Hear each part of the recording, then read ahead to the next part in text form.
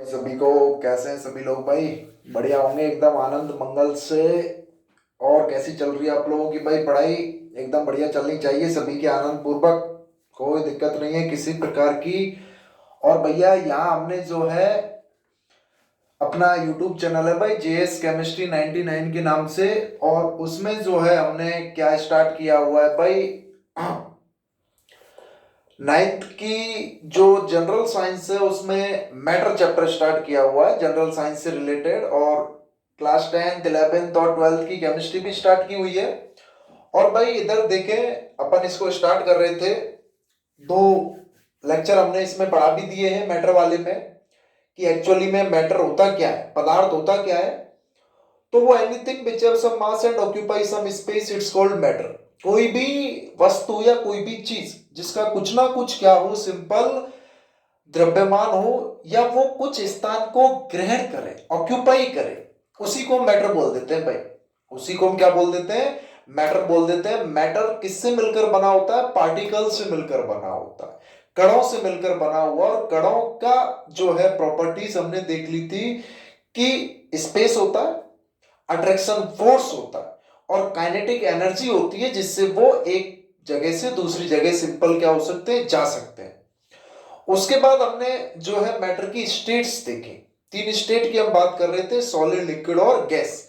कुछ नहीं, वो उनके पार्टिकल्स का अरेंजमेंट होता है, बस और कुछ नहीं होता। और उसमें हमने जो है अभी तक बात कर ली थी सॉलिड स्टेट की कि पार्टिकल्स बहुत ज्यादा ज्यादा पास पास हैं, डेफिनेट शेप और डेफिनेट वॉल्यूम होता है, बहुत ही हार्ड होते हैं, कंप्रेसिबिलिटी बिल्कुल क्या होती है, लो होती है। इसके बाद आप आ जाओ मैटर में ही हम बात कर रहे हैं भाई सिंपली। जो अपना ये मैटर है यानी कि पदार्थ की हम जिसकी बात कर रहे थे, और इसमें हम बात कर रहे हैं किसकी भाई? लिक्विड स्टेट की। किसकी बात कर रहे हैं? लिक्विड स्टेट की हम बात कर रहे हैं, द्रवीय अवस्था की हम बात कर रहे हैं भाई।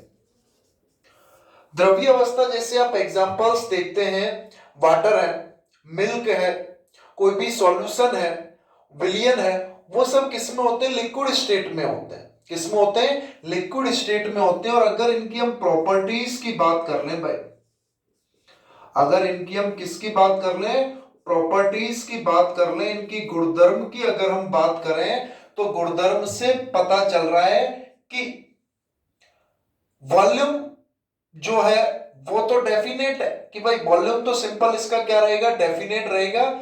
लेकिन जो उनकी साइज या शेप है वो जो है डेफिनेट नहीं रहेगा। कि भाई इनका जो वॉल्यूम है, वॉल्यूम जो इनका आयतन है वो तो क्या रहेगा? डेफिनेट रहेगा, निश्चित रहेगा।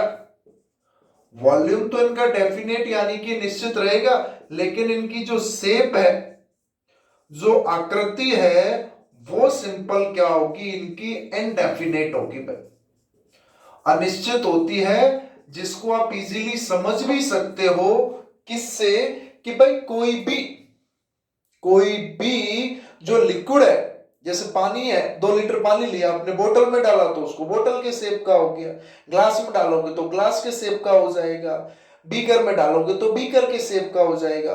तो उसकी जो वॉल्यूम है वो तो 2 लीटर ही रहेगा, लेकिन जो उसका शेप है, जो उसकी आकृति है, वो इनडेफिनेट होती है, वेरिएबल होती है। वो क्या होती है? सिंपल इनडेफिनेट होती है, वेरिएबल होती है। और आप अगर देखो भाई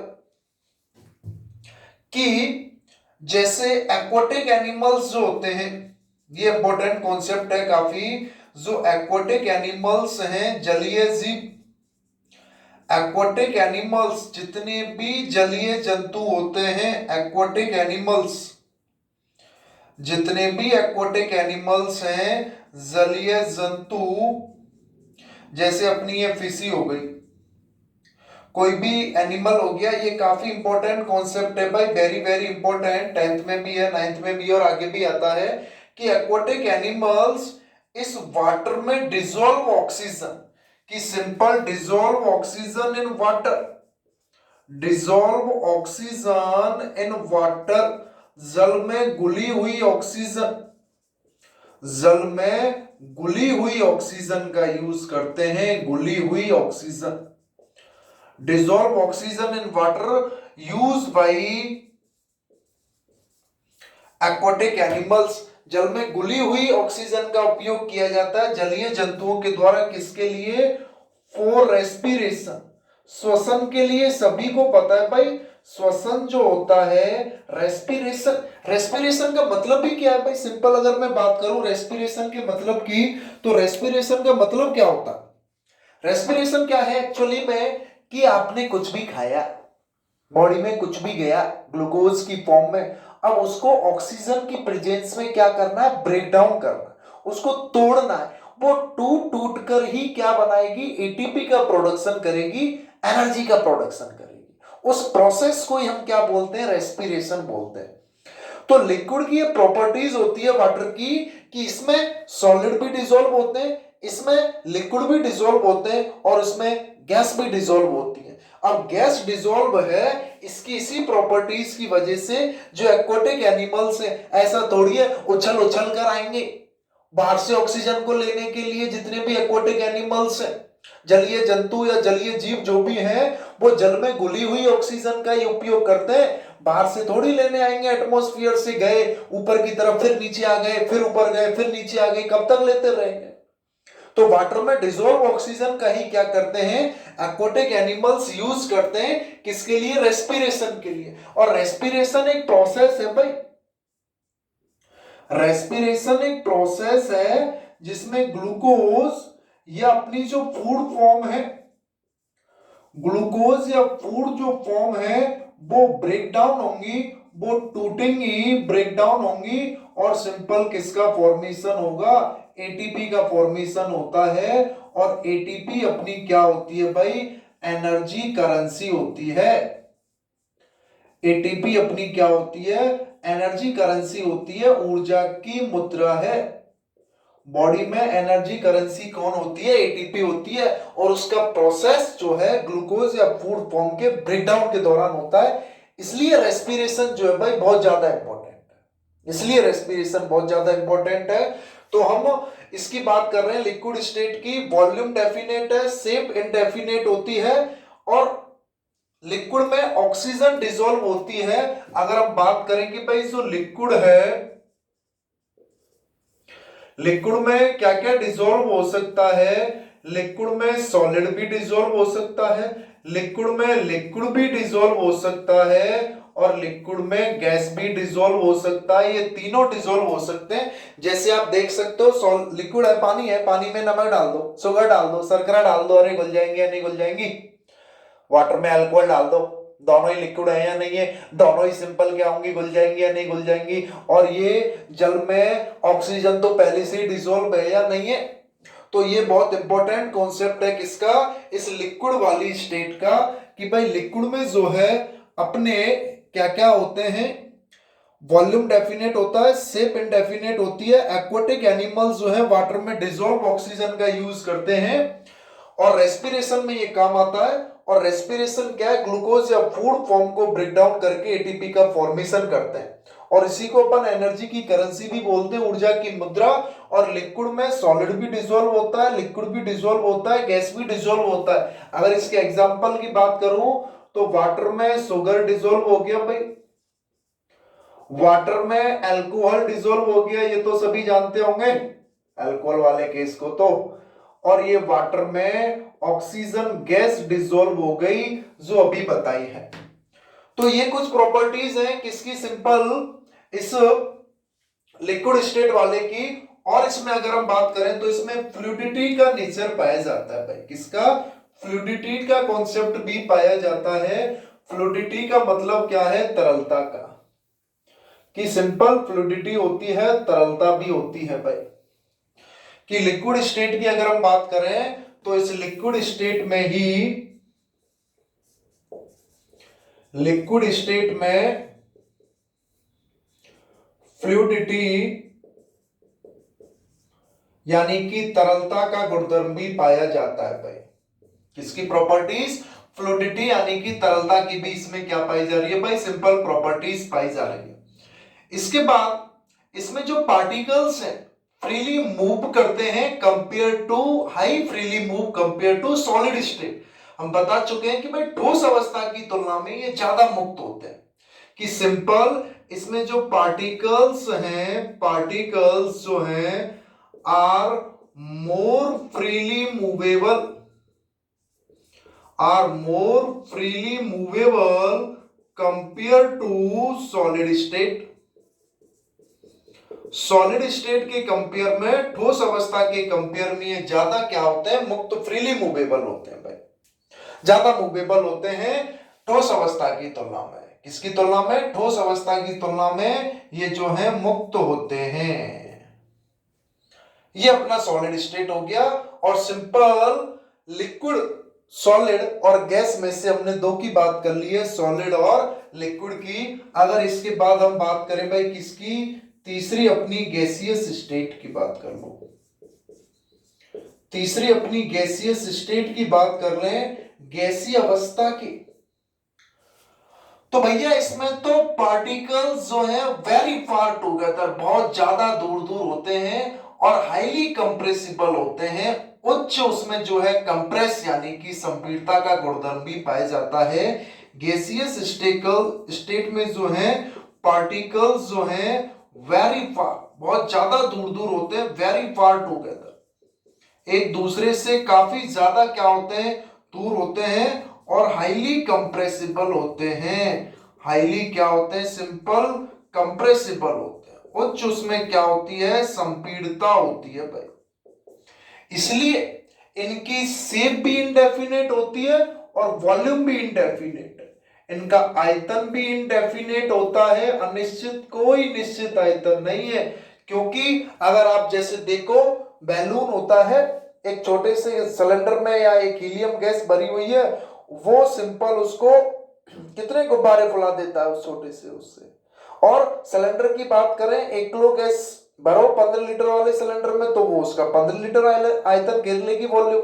2 लीटर भरोगे तो भी वो 15 लीटर घेरेगी, 5 लीटर भरोगे तो भी वो 15 लीटर घेरेगी। 15 लीटर वाले कंटेनर में 50 लीटर वाले में डाल दो तो वो 50 लीटर का पूरा वॉल्यूम क्या कर लेगी, ऑक्यूपाई कर लेगी। इसलिए इसका आयतन भी अनिश्चित होता है। और इसकी जो शेप है भाई, इसकी जो शेप है, आकृति है, वो भी सिंपल क्या होती है, इनडेफिनेट होती है।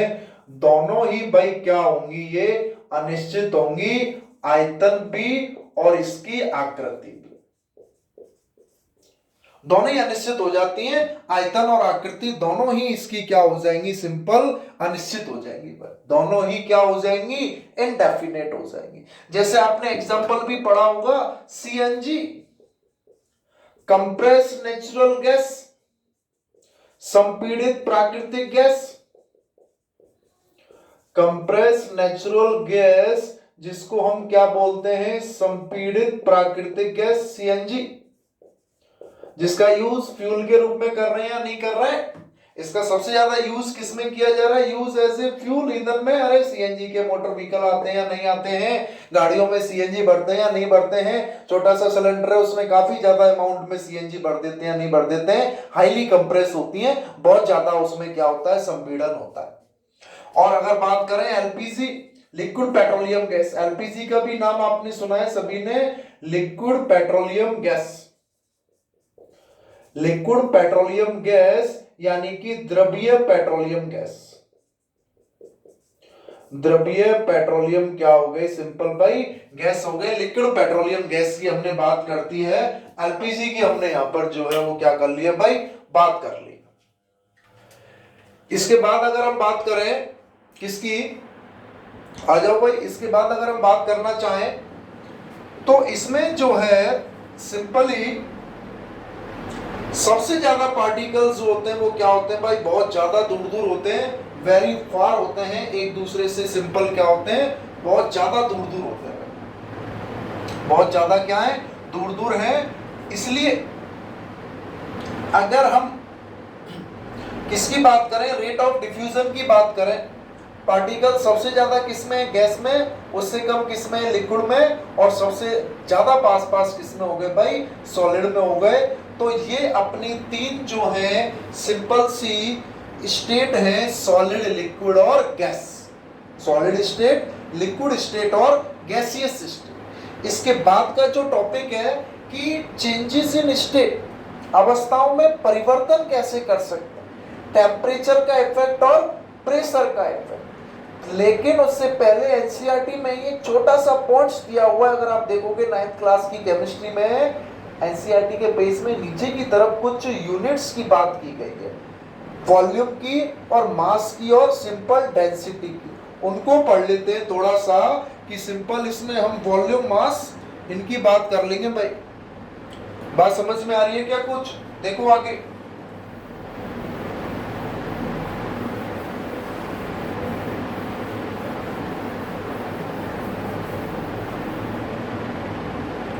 आ जाओ भाई। अपना ये जो है सिंपली हम बात कर रहे हैं यूनिट्स की, यानी कि इकाई की हम बात कर रहे हैं भाई। और इस केस में सबसे पहले हम बात करें किसकी? मास की, द्रव्यमान की। क्या होती है? किलोग्राम। क्या होती है? सिंपल किलोग्राम, जिसको क्या बोलते हैं भाई? केजी बोलते हैं। और वॉल्यूम, आयतन, इसकी जो है इसको हम लीटर में भी लेते हैं और सिंपल मीटर क्यूब में भी लेते हैं। लीटर में भी लेते हैं और मीटर क्यूब में भी लेते हैं। और अगर हम बात करें किसकी? डेंसिटी की, यानी कि घनत्व की, तो डेंसिटी क्या होता है? Mass upon volume.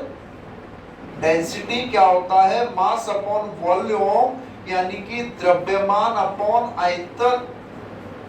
और शॉर्ट में इसको क्या लिख देते हैं? D बराबर m अपॉन V। की जो डेंसिटी है भाई वो किसके बराबर है? अपने सिंपल मास अपॉन वॉल्यूम के बराबर होती है। अब वॉल्यूम की ही एक इंपॉर्टेंट, इसमें सब यूनिट्स में अगर इसको चेंज करें, बहुत ज्यादा इंपॉर्टेंट है कि 1 लीटर में 1000 ml होते हैं भाई। और ये किसके बराबर होते हैं? 1000 सेंटीमीटर क्यूब और 1 डेसीमीटर क्यूब, ये सभी बराबर है भाई। 1 लीटर 1000 ml 1000 सेंटीमीटर क्यूब और 1 डेसीमीटर क्यूब, क्योंकि चूंकि जो 1 ml है वो सिंपल 1 सेंटीमीटर क्यूब के बराबर होता है। 1 ml किसके बराबर होता है? 1 सेंटीमीटर क्यूब के बराबर होता है। तो 1 लीटर 1000 ml 1000 सेंटीमीटर क्यूब और 1 डेसीमीटर क्यूब के बराबर हो जाता है। यूनिट कन्वर्जन के क्वेश्चन आ जाते हैं कि जैसे आपसे पूछ लूं भाई बताओ 2 लीटर में कितने सेंटीमीटर क्यूब है? तो 1 लीटर में 1000 सेंटीमीटर क्यूब है, तो 2 लीटर में 2 इंटू 1000 सेंटीमीटर क्यूब हो गए या नहीं हो गए? और अगर पूछ लूं मैं सिंपल भाई 5 लीटर में कितने डेसीमीटर क्यूब है? 5 लीटर में कितने डेसीमीटर क्यूब है? जल्दी बताओ। तो आप बता दोगे कि भाई 1 लीटर में 1 डेसीमीटर क्यूब है, तो 5 लीटर में कितने हो जाएंगे? 5 डेसीमीटर क्यूब हो जाएंगे भाई। 1 लीटर में 1 डेसीमीटर क्यूब है, तो 5 लीटर में 5 डेसीमीटर क्यूब हो गए। उल्टा पूछ ले कि आपसे पूछ लूं बता दो 200 सेंटीमीटर क्यूब में कितने लीटर हैं? तो कैसे करोगे? आपको पता है भाई 1000 सेंटीमीटर क्यूब में कितने लीटर है? 1 लीटर। तो 1 सेंटीमीटर में कितने हो जाएंगे? 1/1000 लीटर। 200 की बात कर रहा है तो 200 का मल्टीपल कर दूंगा, 200 इंटू 1/1000 लीटर, 000 1/5, यानी कि सिंपल क्या हो गए? 0.2 लीटर हो गए भाई। कितने हो गए? सिंपल 0.2 लीटर हो गए। इसी में ये दिए हुए हैं, इसलिए मैंने इनको बता दिया है।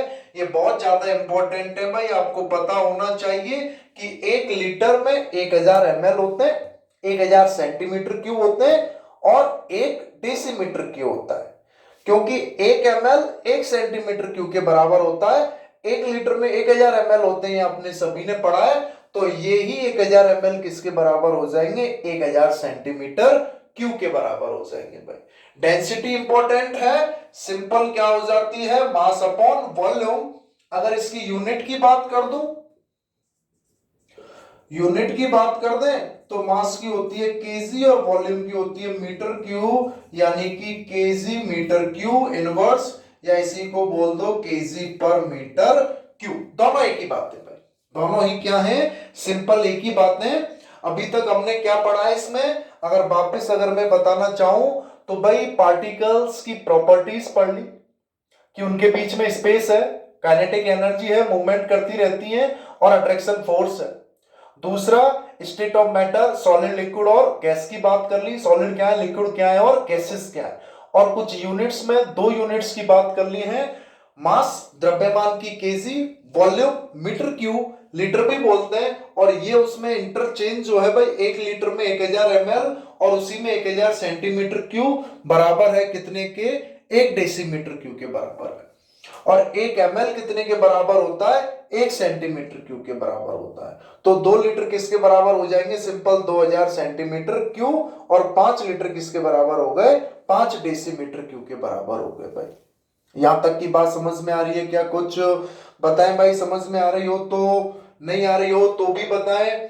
इसके बाद जो हमारा अगला टॉपिक होगा, जो change in state of matter, पदार्थ की अवस्था में परिवर्तन, कि कैसे सॉलिड से लिक्विड में चेंज होगा, कैसे लिक्विड से गैस में चेंज होगा, कैसे गैस से लिक्विड में चेंज हो जाए, कैसे लिक्विड से सॉलिड में चेंज हो जाए। और ये चेंज जो है किसके बेसिस पर होंगे, अपने टेम्परेचर और प्रेशर, कि टेम्परेचर कैसे चेंज करेगा और प्रेशर कैसे चेंज करेगा। इन दोनों चीजों की बात करेंगे अपन नेक्स्ट वीडियो में भाई। वीडियो पसंद आ रही हो तो चैनल को लाइक और सब्सक्राइब भी करें भाई। बहुत बहुत धन्यवाद है आप सभी को मुझे इतनी देर सुनने के लिए और चीजों को समझने के लिए। सभी जो है अच्छा करें भाई। बहुत बहुत थैंक यू वेरी मच, धन्यवाद भाई, बहुत बहुत धन्यवाद।